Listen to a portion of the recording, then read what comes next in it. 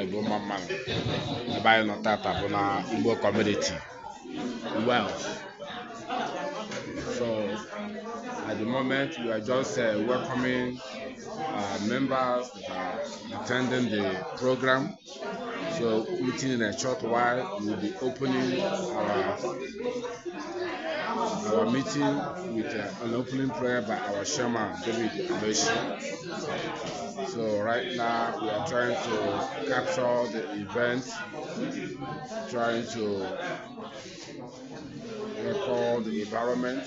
This is the environment where we're going to do the event. You can see children over there, children with their parents, their friends.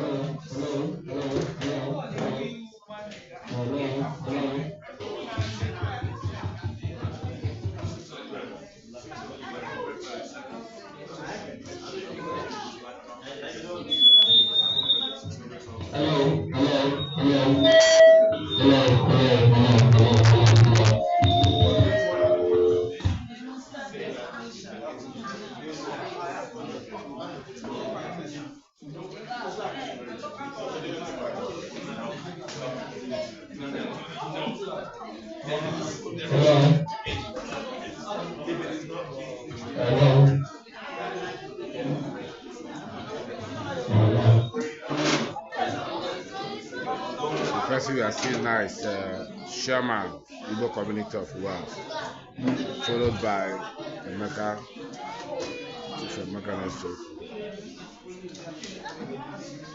So right now we go into the kitchen place to see how the chef are preparing the food.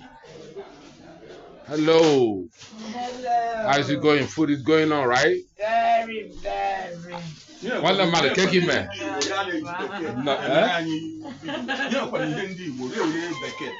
So bad, wasn't the actual orange. You go over if I alrog, you so body, what are you doing on our phone? Maybe the wedding sweet bucket, for that's in a father and Igbo now. Iman Igbo come out broke away, Igbo can DC Lagos or Igbo can see wow, Igbo can bon so back there, a bar, an apple, and I do without it. Bamu, I'm quite can grieve, when now some chairs and Masuki ruinis. So one name. Yes. So if I bought Oshino Sister Suzanne Wachuku Gossi. Onye unu na-afụ ya na ya yi odi efebo ejimia kesi ala owere ebe afọ ya. So franchise na-esiri anyị ofe ndị ala owere tata. Makala onye na-ejiri ego, adịghị eli ofe owere. So ndewo ya gazie. Daalụ. How are you?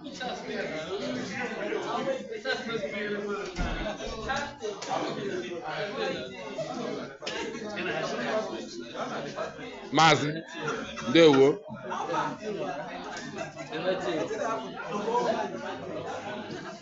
Igbo ndị ọma na-ege ntị. Onye na-afụ na onyonyo bụ Maazị Promise aka na-ede akwụkwọ Igbo Community of Wales.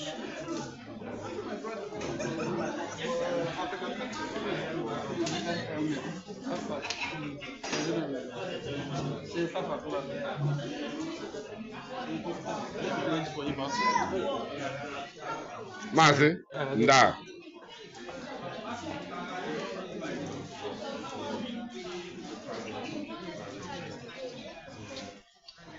Children, how are you?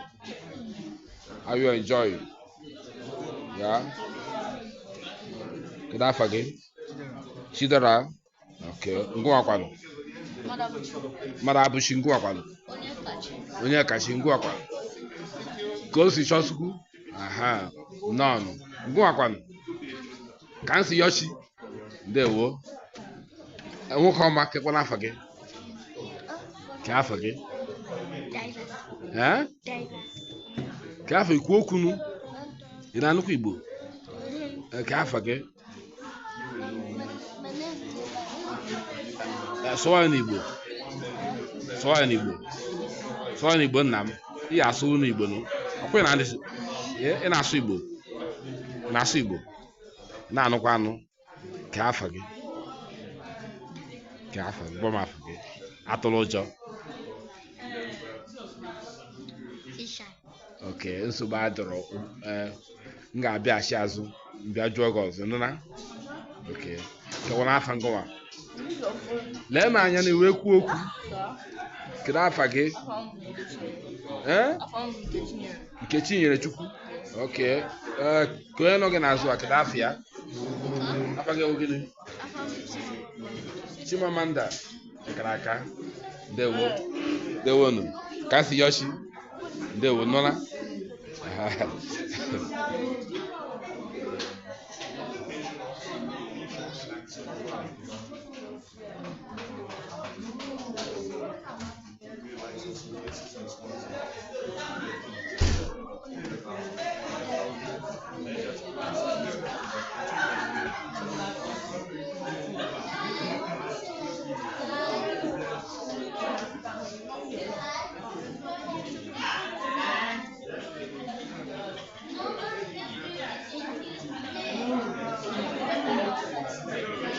dịka ọ dị ugbu a nke a bụ ka e were dọbligodo okwu ka ọ dịkwana ka a na-eme so tupu a na-amalite mmemme kịta ibido ekpere m ga-alaghachitakwa azụ ka m bịa wetara unu otu o si aga ebe anyị nọ kịta ahụ n'Igbo Community of Wales onye na-afọ ebe a bụ DJ Maazị Amaechi ndewonu ka m bịa ụbọchị ọzọ